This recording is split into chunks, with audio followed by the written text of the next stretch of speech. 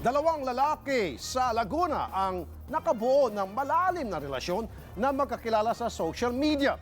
Hanggang saan nga ba ang pinagsamahan ng dalawa? Narito po ang ikalawang bahagi ng ating balita serye, hatid ni Mr. Exclusive, Kari D.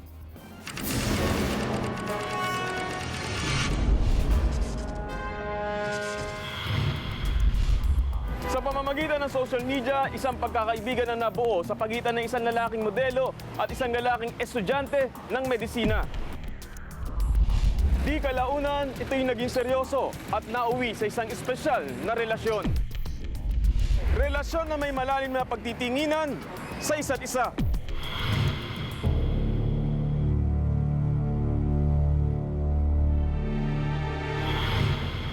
Pangarap daw ng 19 anyos na modelo na si June Bartolaso ang maging artista.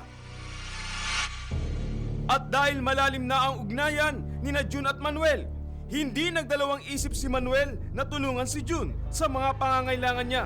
Pagmula nung magkakilala sila, naging intimate friends na sila at kinukwento nga nitong biktima na sila ay malimit lumabas, malimit magkita. Bagay na sinuklaan naman ni June sa pamamagitan ng mga lambing, yakap at madalas na pagsama ni June kay Manuel sa mga video kay bar. Beyond expectation, yun ang sinabi ng biktima doon sa mga best friends niya.